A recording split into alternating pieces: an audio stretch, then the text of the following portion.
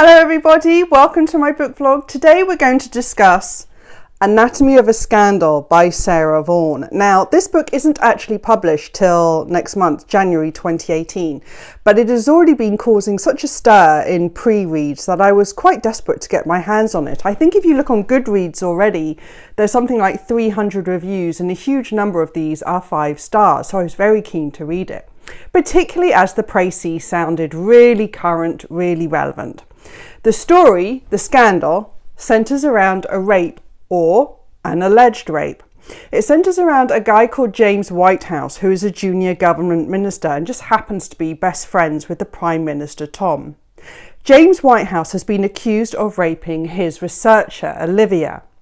However, it transpires that very quickly that James Whitehouse has a history of infidelity, a married man with a history of infidelity, and he's actually been having an affair with Olivia. And Olivia called rape soon after James dumped her and finished the relationship. So is this a natural case of rape, or is this a woman scorned? That is the challenge facing Kate, one of the leading barristers in the UK. She focuses her life around prosecuting rape scandals. She's very much into getting justice for women, and she believes Olivia. She believes James raped her, but can she convince the jury? That is the challenge of Anatomy of a Scandal. So as you can see, lots of really relevant themes about male privilege, assault and rape in the workplace, abuse of power, government scandals, and that is particularly accentuated when the present day story of the rape trial is supported by another subplot in the past, which follows James and Tom, the government minister and the PM, when they were much younger at Oxford University and members of what was known as the Libertines, aka the Bullingdon Club, a group of male students at Oxford University who are well known for their boisterousness, privilege, abuse and misdemeanours.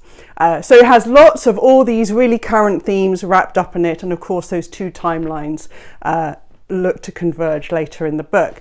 But so as you can see, really timely, lots of exciting themes. What I really liked about this book was the decision Sarah Vaughan, the author, takes to tell this story from two women's point of view.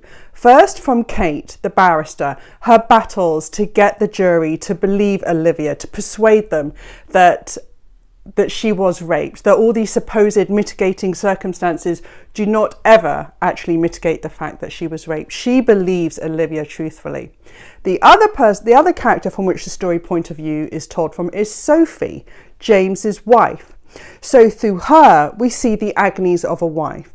We see the agonies and her concerns about whether she can believe her husband, whether some of the details ring just a little bit too true in the case, or whether she believes that, you know, what as a woman would she believe? Would she believe her husband, or would she believe another woman?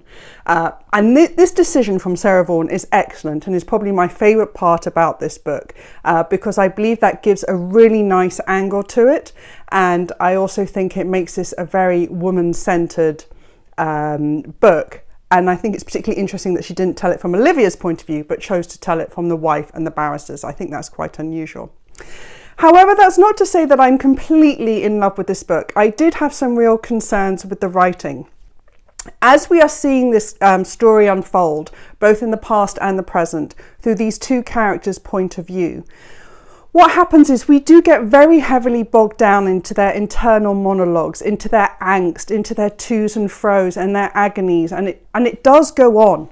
There's a supposed revelation sort of midway through the book, and sort of most authors would just let that drop and the reader go, but instead that's sort of overwrought, and there's about 5 more pages of internal agonies and was this the right thing, was this a bad thing, and it sort of loses, it gives the book a weight that it doesn't need. It sort of makes it drag, a bit like a ball and chain.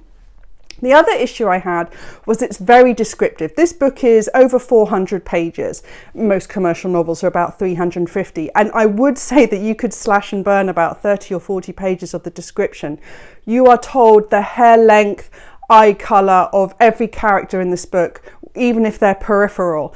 The sky is, I think there's one section where the sky is described as mango sorbet coloured with raspberry ripple glints and shot through with caramel, and you just think, ugh, this is a bit much. And what that has the effect of is it can block out the reader. Readers like to fill in their gaps. We like to fill in the gaps in our book with our imagination. We like to bring the character to life in our minds as we read, and their style of speech and what's going on.